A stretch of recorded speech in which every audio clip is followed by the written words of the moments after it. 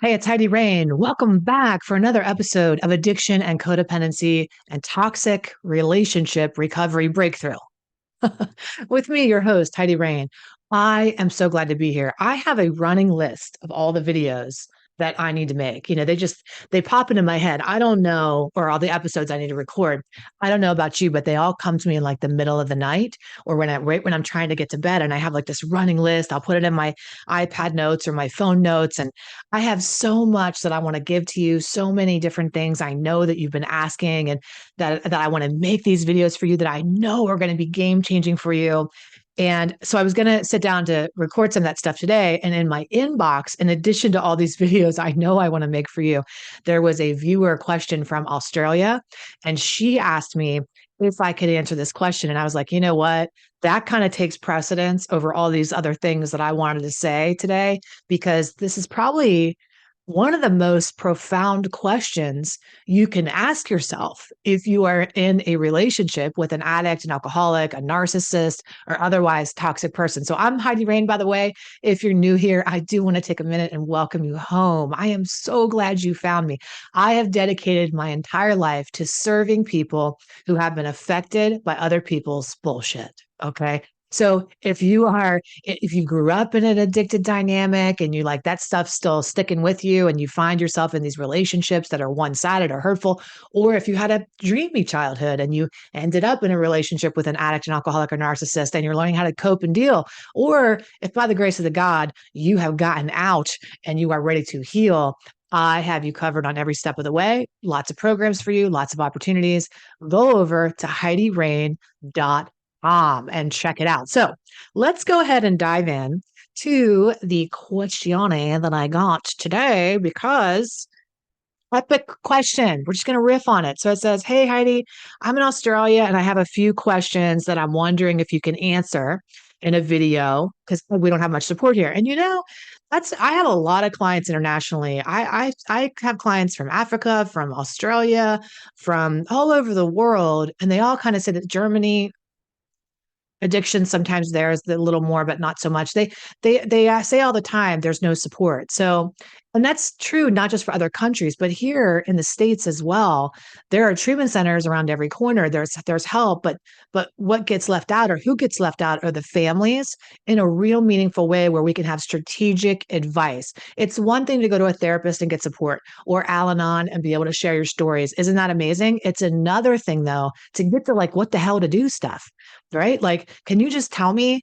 I have a session later on today where she was like, I need you to break out your crystal ball and show up. And I have like as a joke, remember these things from the 80s, these little like outlook not so good, because I can see the writing on the wall. I can see what's going to happen. So it's important that you get that support. Another plug for moi, for HeidiRain.com if you want the help. Here's the question. Now, by the way, does it matter what drug of choice people are using? Does it matter if it's internet, if it's pornography, if it's sex addiction, if it's drug addiction? Does it matter what kind it is? Not really. Although sex addiction is a little worse for people because you take that even more personally.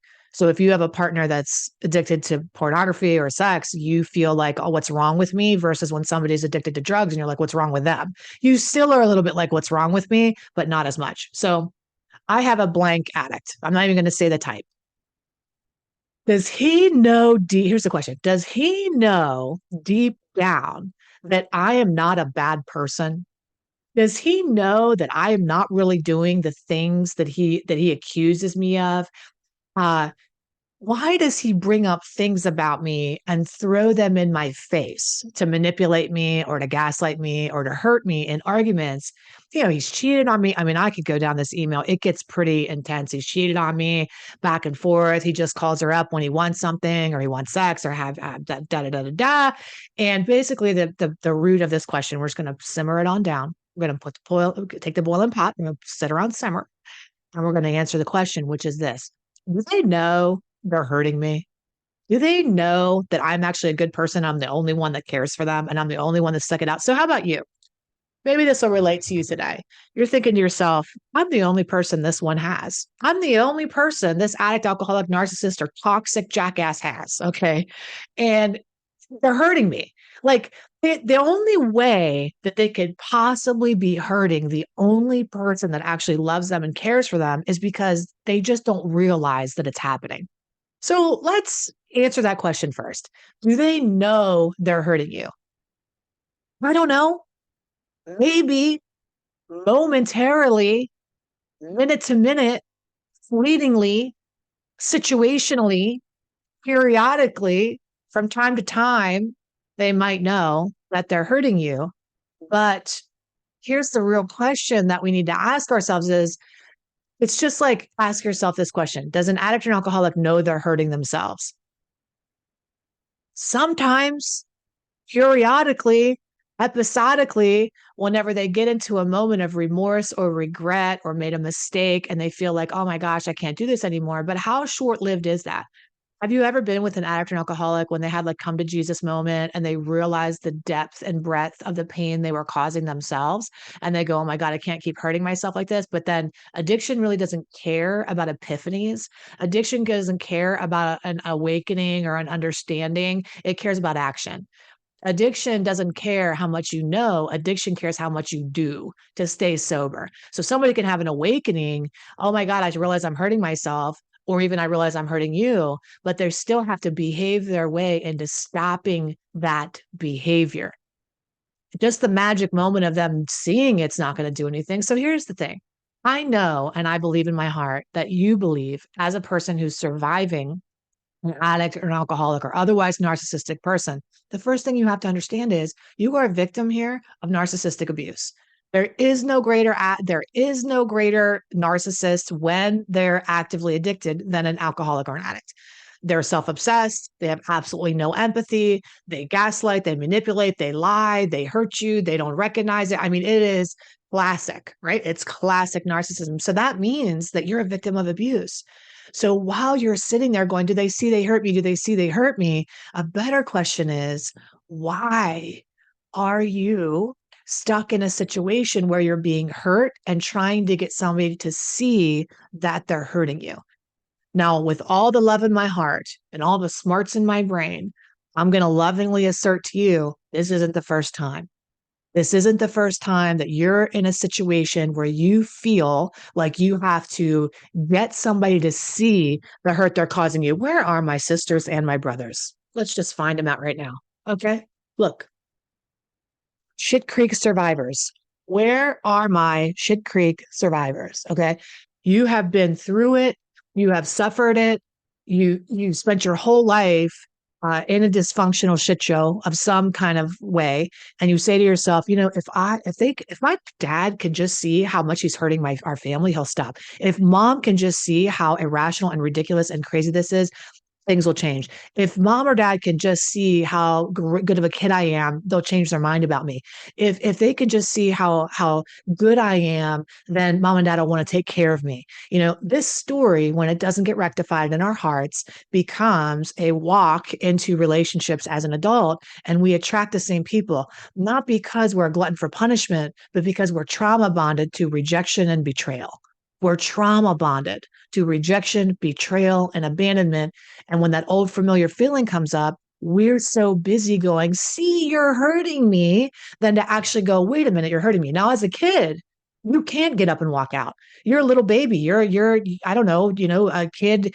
You think to yourself, now, a logical person as an adult, an adult brain, when somebody's hurting them, they're smacking them, they're verbally attacking them, they're hurting them. That person who has agency over themselves as an adult is free to make another choice, which is to leave. You as a child did not have that luxury. Choosing to go wasn't on the table for you. So what's the next best thing? Fantasize about what will happen when they see the pain they're causing. The next best thing is fantasize in my room of how I can get them back or make them stop or be good enough or whatever, because I have to be in this. So you learned how to deal in it more than you ever learned how to leave it and walk out of it.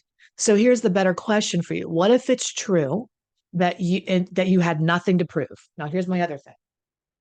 I have these hats all around because we used to wear so many hats in our lives, right? You know what we do? We wear the fixer hat, we wear the coach hat, we wear the sober house hat, we wear the therapist hat. What if we wear the nothing to prove hat?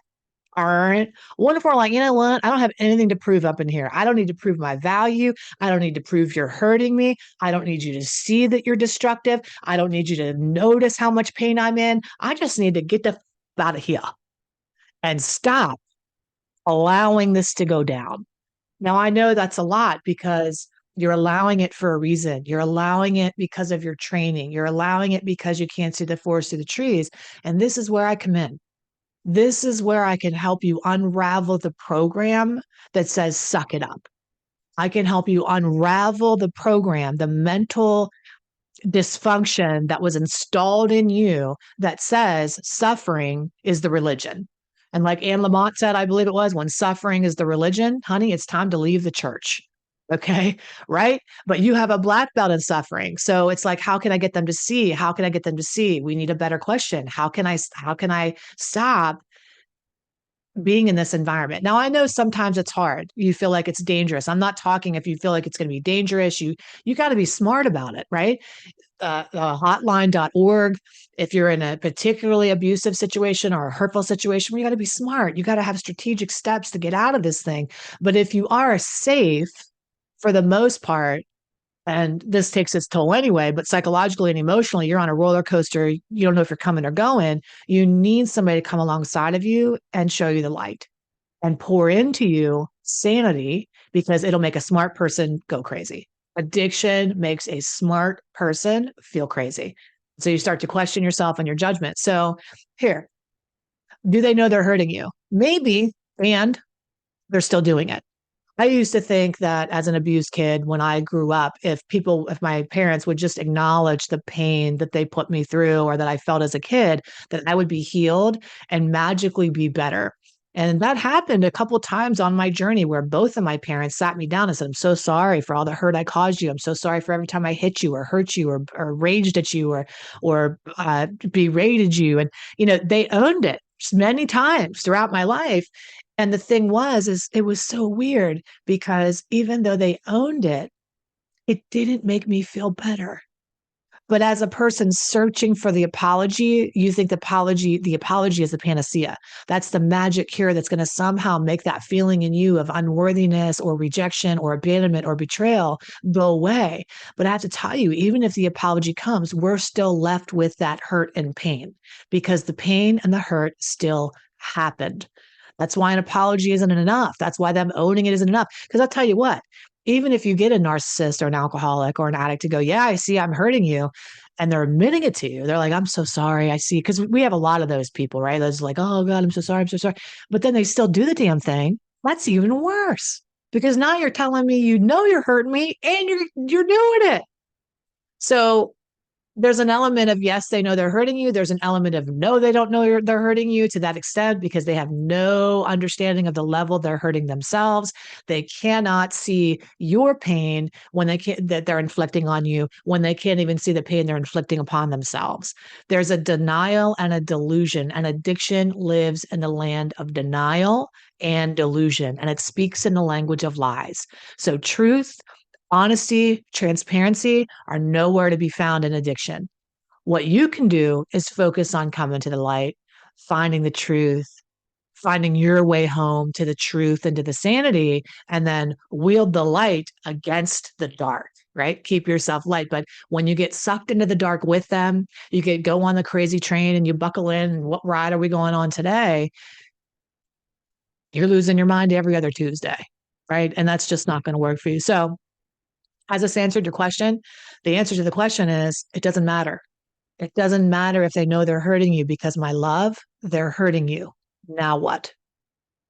It doesn't matter if they know they are hurting you. If the addict or alcoholic or narcissist goes, I see it, I'm hurting you.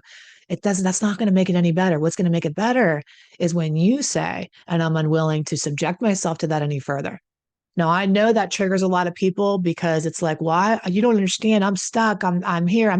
I understand that as children, the story of stuckness gets imprinted in our mind, and that's where that story takes root. And I was stuck too as a little girl. I didn't have anywhere to go, and nobody came rescued me. So I understand that. But as a grown woman and as an adult, I always have a choice. always have a choice. And to sit in a position where you believe you don't have a choice and you don't have any options, somebody lying to you, and it's probably yourself. You have choices.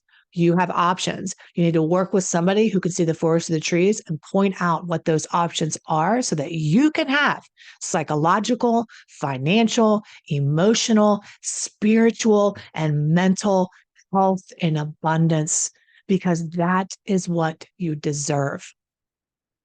Not trying to get somebody to say they're fucking sorry again. All right. I love you. I hope this has been helpful for you. Take excellent care of yourself. And I'll see you really soon in another episode or in my inbox over at HeidiRain.com. Bye for now.